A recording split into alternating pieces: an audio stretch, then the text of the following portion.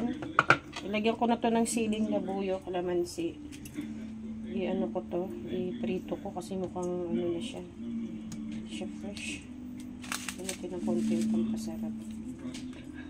Babad muna natin siya sa kalamansi. Nilagyan ko yan ng siling labuyo. Ayan, napansin nyo, paki-focus mo.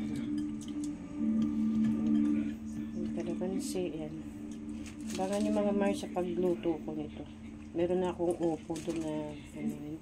Kidala mo to doon, anak. Okay na yan. Okay na yan. I-ano muna natin yung taba. Ipapamantika natin yung taba ng baboy para sa upo natin. Dito tayo ng ano, isda.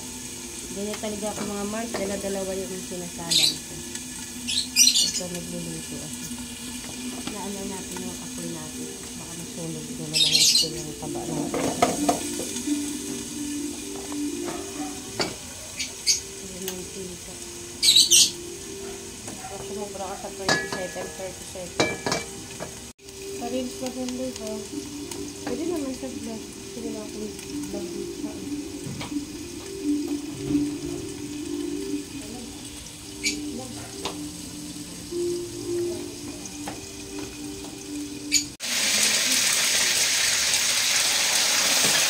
Aray ko!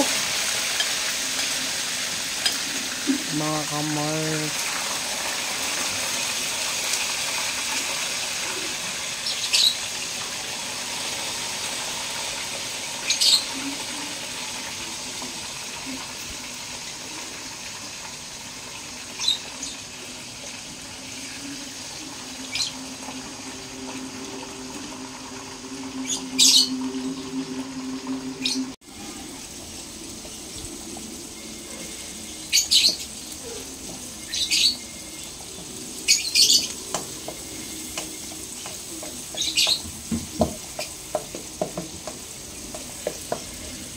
Nagisa na tayo mga Mars ng bawang sibuyas, kamatis.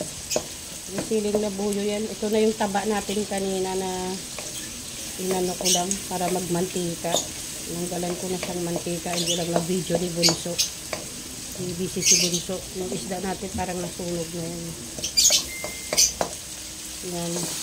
Halo natin mga Mars.